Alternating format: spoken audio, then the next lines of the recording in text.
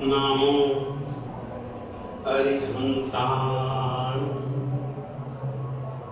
नमो सिद्धाणं, नमो आयर्याणं, नमो उवज्झायाणं, नमो लोए सब्बसाहूणं, येषु पंच नमोकारो सब्ब पापनाशनो मंगलाणं च सब्बेषु परमं हवहि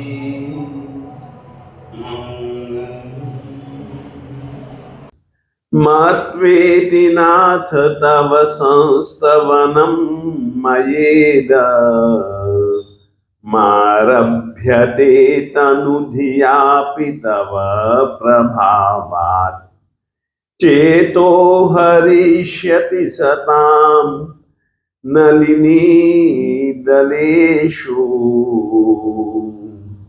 मुक्ता फलद्युतिमुपैति ननूद बिंदु।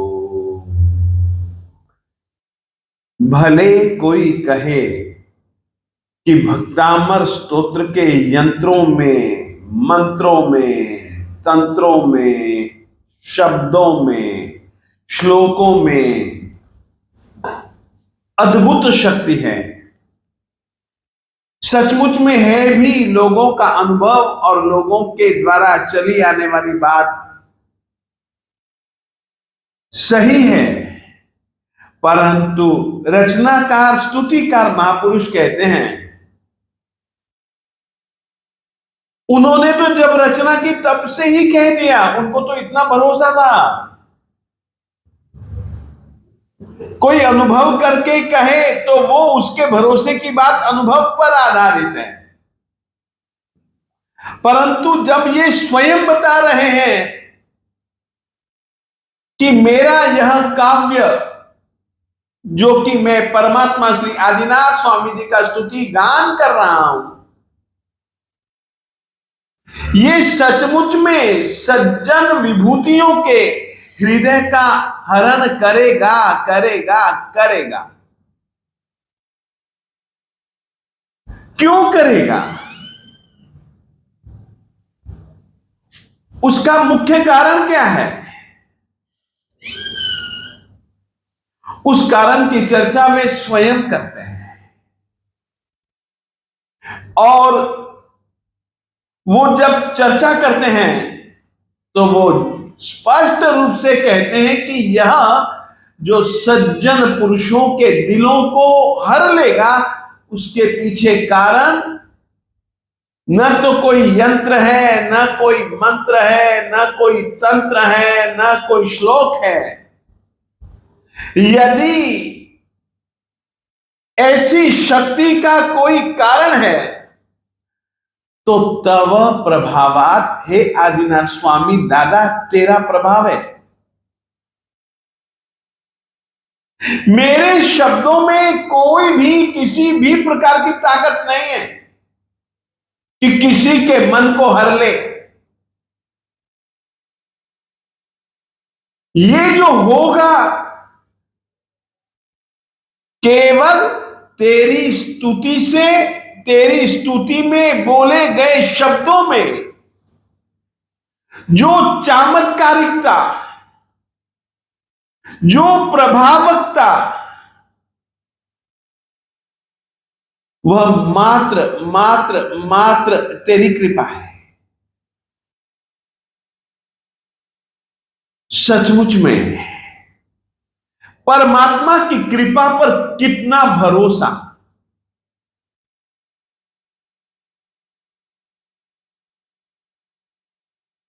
परमात्मा पर इतना भरोसा यदि हमको भी आ जाए तो सचमुच में अपने भी, बाहर के भी, अंदर के भी सभी प्रकार के बंधन टूट जाएंगे। यदि हम भी बोलने लग जाएंगे कि साहब जो अच्छा होगा ना तब प्रभावात तेरी कृपा से होगा, हमारी मेहनत नहीं, तेरे केवल हाथ फैला देने से, आशीर्वाद देने से हो जाएगा। तेरी कृपा इन भाग्यों की रेखाओं को, ये जो है ना दुर्भाग्य, दुर्दैव, उल्टी रेखाएं सबको सुलटी कर देती है। तेरी कृपा है ऐसी, कहते हैं कितनी सुंदर बात समझाते हैं। कहां पानी की बूंद और कहां पर मोती, मोती की सफेदी में और पानी की बूंद में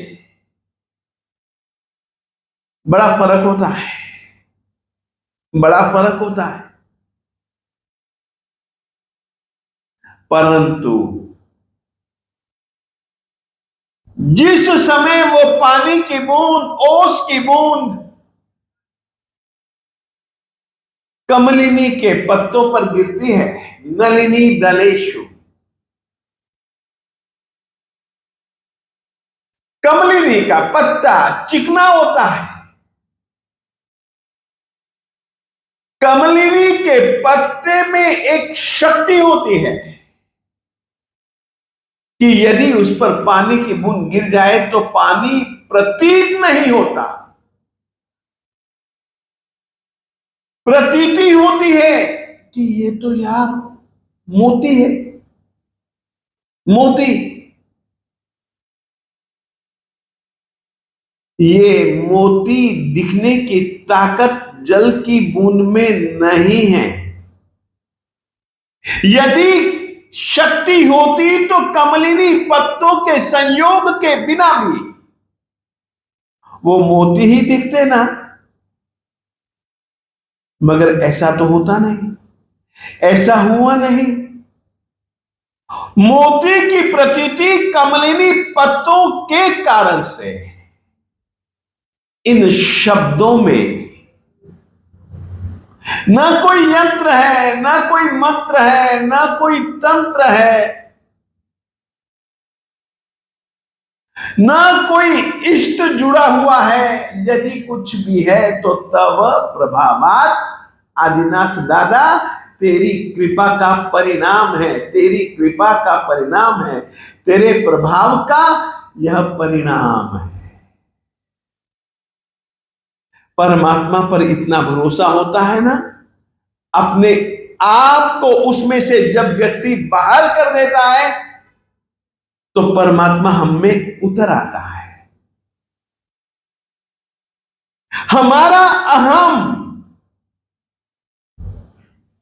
बहुत बड़ा बाधक है, उसके हमारे मन में, हमारी आत्मा में उतरने में बाधक हमारा अक्कड़, हमारा अभिमान है, हमारी अहम मान्यता है।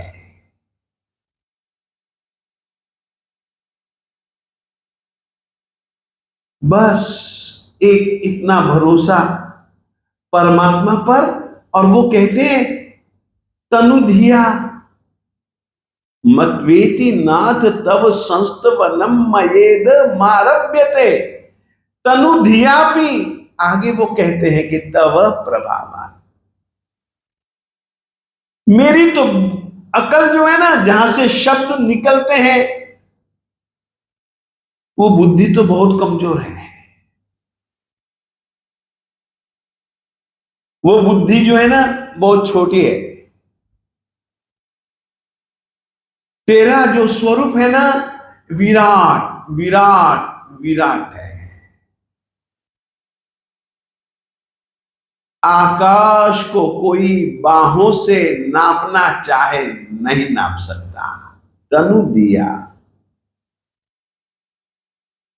साहब तुम तो अनंत आकाश हो।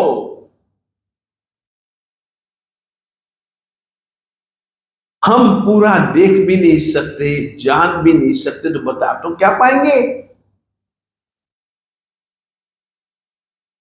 एक बाल चेष्टा है, बच्चा कभी सागर के किनारे जाए, खड़ा हो और उससे कोई पूछे सागर तूने देखा, वो कहेगा हाँ देखा। कितना बड़ा, मैं पूछूं कितना बड़ा, इतना नहीं, वो कहेगा नहीं। तू बता ना कितना बड़ा, तो वो अपने दोनों बाजुओं को फैलाएगा। इतना बड़ा नहीं नहीं, छाती तानेगा, हाथों को और लंबाएगा। इतना बड़ा, सचमुच में इतना बड़ा नहीं है।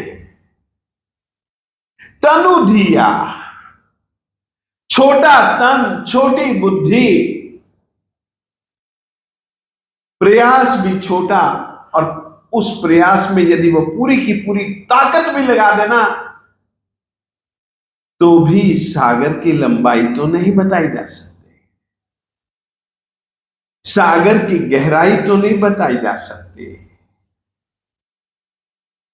सचमुच में परमात्मन तनु धिया, मेरी छोटी बुद्धि, परंतु तव प्रभावात, यह जो स्तवन मैं जो अब प्रारंभ करने जा रहा हूं, मैं कह सकता हूं अभी तक के जितने भी श्लोक बोले हैं ना, लगभग सभी श्लोकों में स्तवना की महिमा है।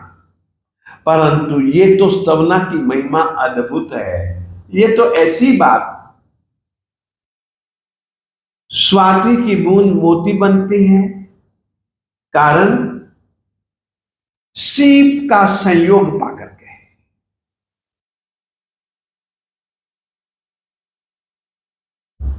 संयोग वाली चीज जो उसको संयोग देती है, वो अपनी पूरी की पूरी शक्ति दे देती है।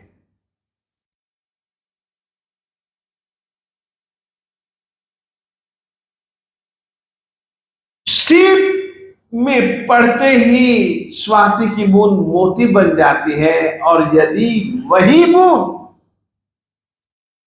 सांप के मुंह में पड़ जाए तो जहर भी बन जाती है। तेरी जो कृपा है ना, वो सीप जैसी है। मेरे शब्द केवल पानी की बूंद है, तेरी कृपा है जी जो यह मोती बन गई। तेरी कृपा पर मैं इतराऊं, मेरी ताकत नहीं कि मैं ऐसा काम कर सकूं, मेरी ताकत नहीं है। सचमुच में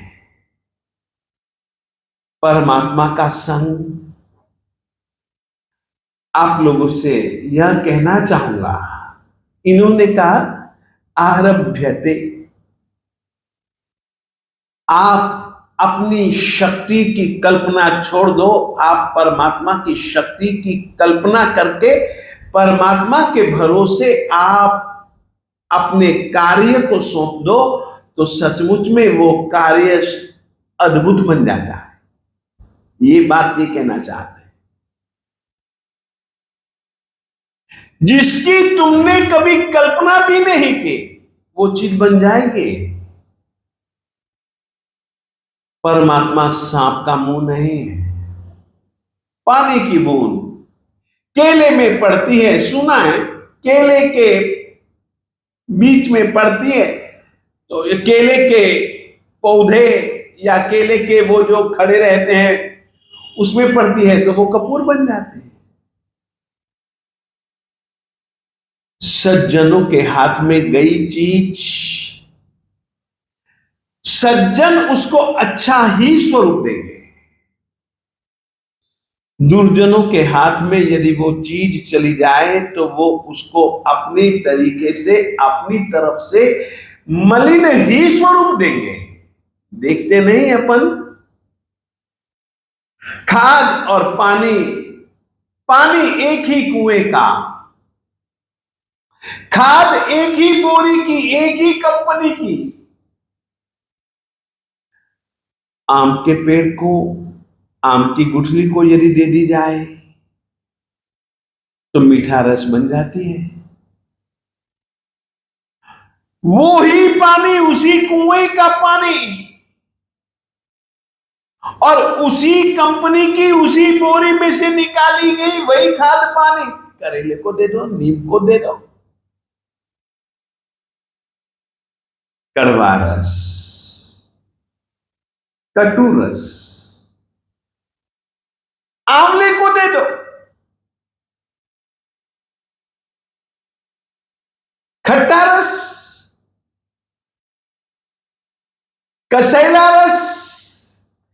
जिस वस्तु को दिया जाता है ना, उसके हिसाब से गुण या अवगुण उस वस्तु में अपने को प्रतीत होते हैं, दिखते हैं। सचमुच में वो तद्गुणमय बन जाती है। यहां पर ये महापुरुष कहता है, परमात्मा की शक्ति ऐसी जो साधारण सी चीज को भी परम विशिष्ट बना देती है, असाधारण बना देते हैं। ऐसे परमात्मा की शक्ति तव प्रभावात, प्रभाव के विषय में जैन परंपरा में और विशेष करके अरिहंतों और सिद्धों के प्रभाव के विषय में बहुत सारी अलग अलग ढंग की बातें, अलग अलग प्रसंग में घटे गए कुछ दृश्य अलग अलग परिणाम देते हैं। अब देखो ना, पानी की बूंद, अब पानी की बूंद में कौन सा रंग है? अब कमलिनी के पत्ते पर गिरी हुई पानी की बूंद और सूरज की किरणें जब गिरती है ना उस पानी की बूंद पर, उसमें कई रंग चमकने लग जाते हैं।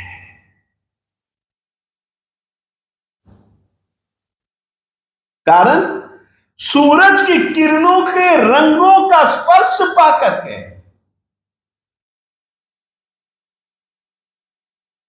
रंगों की झलक ही अलग पड़ने लग जाती है।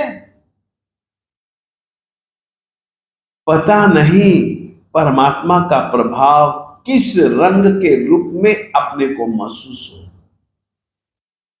परंतु कोई पानी की बूंद के ये तो मेरा रंग है, ये तो उसकी बात झूठी है।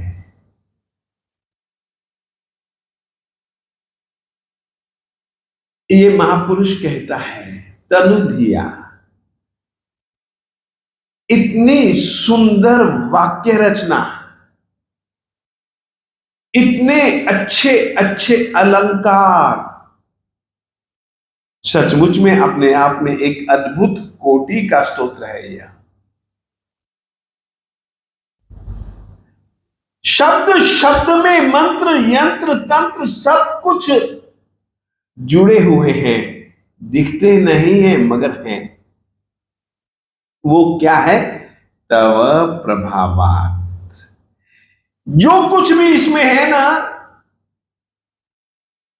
वो साहब तेरी कृपा से है। बस अब साहब मुझको पूरा भरोसा है तेरी कृपा पर। सताम चेतः हरिष्यते, यस्तवन यस्तुति पाठ सज्जन महापुरुषों के चित्त का हरण कर लेगा। वैसे ही जैसे कि कमलिनी के पत्तों पर जल की बूंद मोती बन जाते हैं, मोती की तरह प्रतीत होती है। साहब, आपकी कृपा पर भरोसा करके तव स्तवनम मया इदम आरभ्यते, आपकी स्तुति मेरे द्वारा यह प्रारंभ की जा रही है।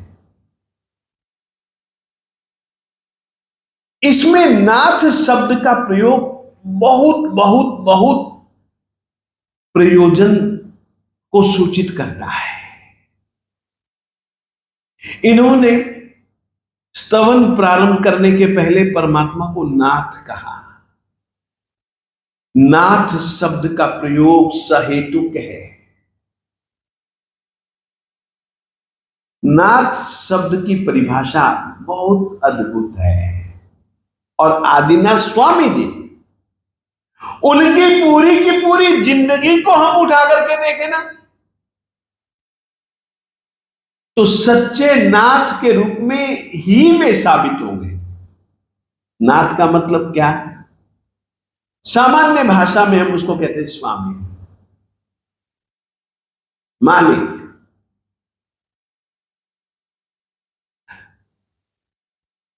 संस्कृत का काव्य है,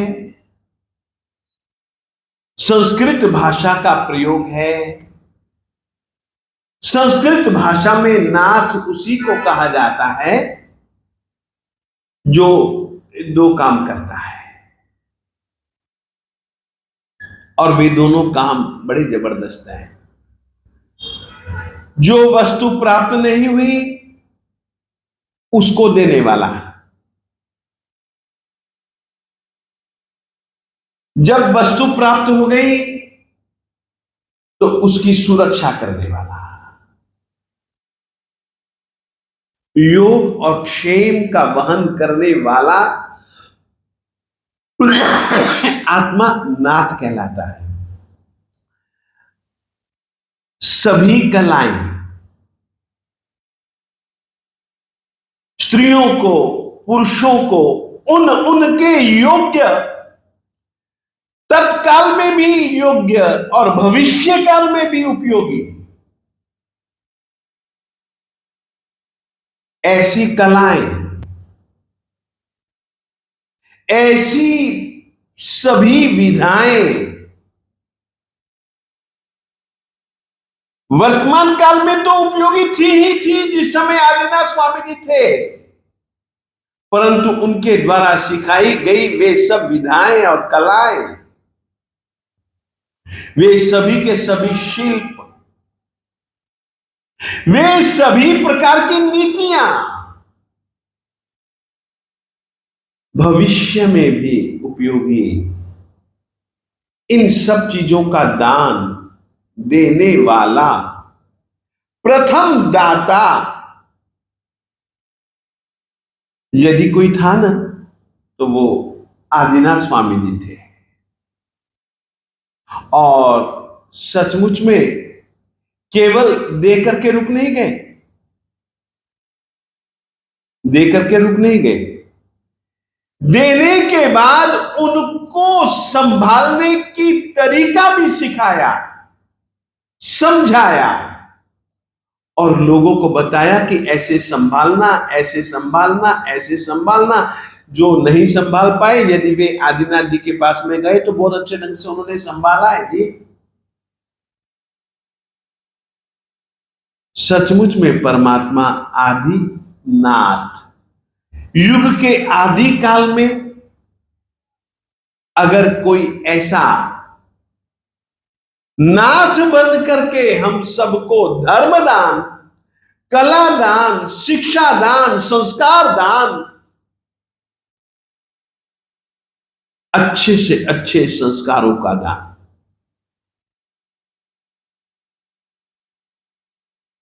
जी करके सिखलाने वाला, बोल करके बताने वाला यदि कोई था तो वो आदिनाथ यानी कि श्री ऋषभदेव स्वामी जी थे। आदि काल में हुए इस कारण से आदिनाथ युगादव, परंतु ऐसा नहीं है। इस अवसर्पिणी काल में सिखलाने वालों में से भी ये आदि पहले थे। इनसे पहले किसी ने कलाओं की शिक्षा दी हो, किसी ने मानव जाति को संस्कार दिए हो, ऐसा है ही नहीं इस अवसर के निकाल में। ये ही आदि है। सचमुच में आदिनाथ स्वामी दादा की कृपा, ये तो इतने कृपालु थे, बादल की तरह बरसे बरसे बरसे ही बरसे।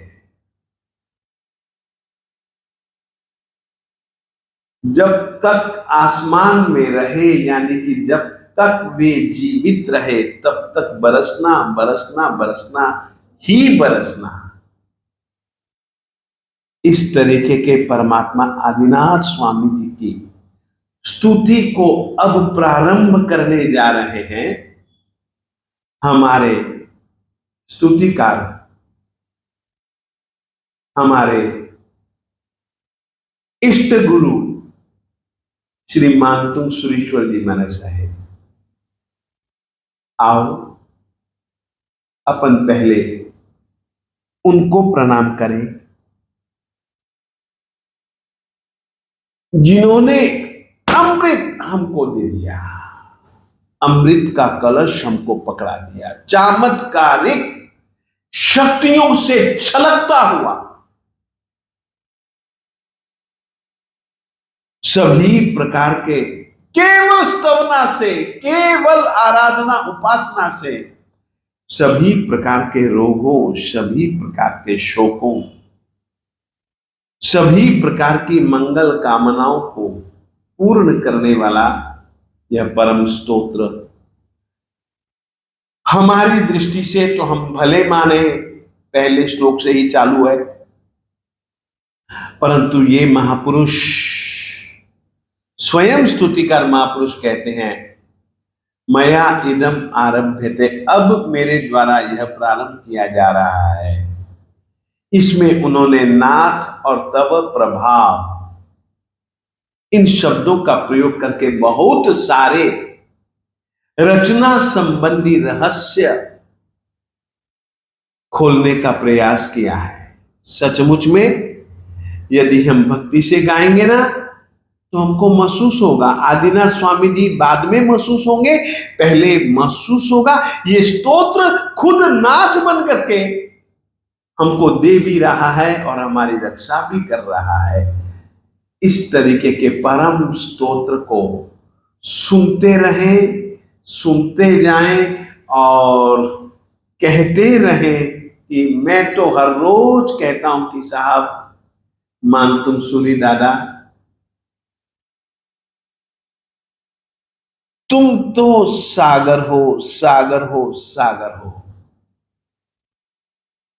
ज्ञान के सागर तुम, भक्ति के सागर तुम, अलंकारों के सागर तुम, भाषा के सागर तुम, शब्दों के सागर तुम।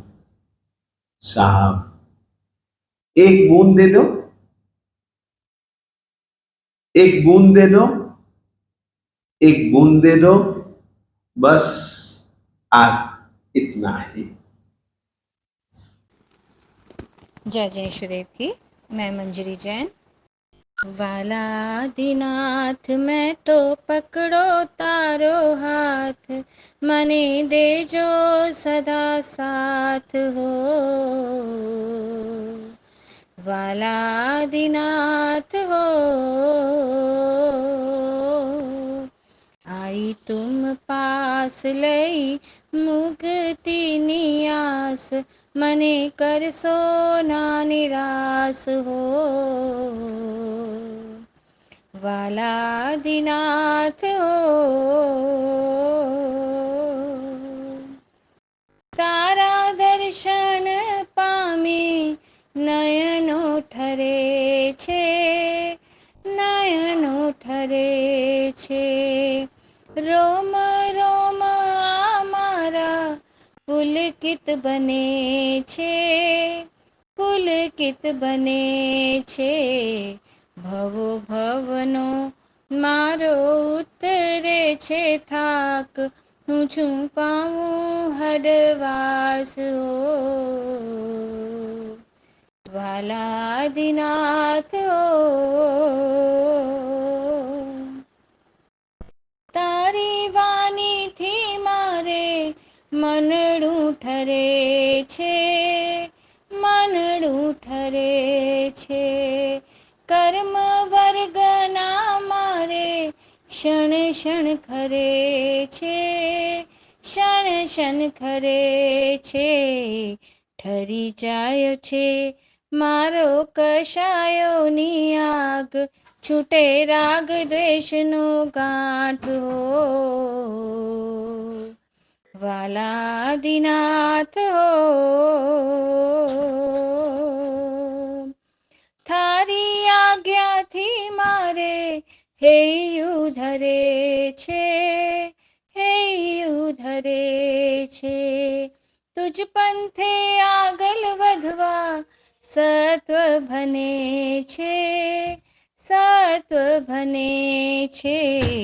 ટલી જાયો છે મારો કશાયોની આગ, છૂટે રાગ દ્વેષનો ગાંઠ હો વાલાદિનાથ હો. તારું શાસન પામી આતમ ઠરે છે, આતમ ઠરે છે.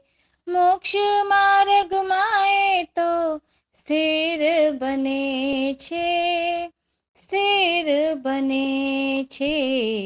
મળ્યો તારો માર્ગ મારા કેવા સદભાગ, મારા કેવા ધન્ય ભાગ હો વાલાદિનાથ હો વાલાદિનાથ. મેં તો પકડો તારો હાથ, મને દેજો સદા સાથ હો વાલાદિનાથ હો. आई तुम पास लई मुक्तिनी आस, मने करसो ना निराश हो वालादिनाथ हो. शिवमस्तु सर्वजगतः परहितनिरता भवन्तु भूतगणाः, दोषाः प्रयान्तु नाशम्, सर्वत्र सुखी भवतु लोकः। सर्वमङ्गलमाङ्गल्यम् सर्वकल्याणकारणम्, प्रधानं सर्वधर्माणां जैनं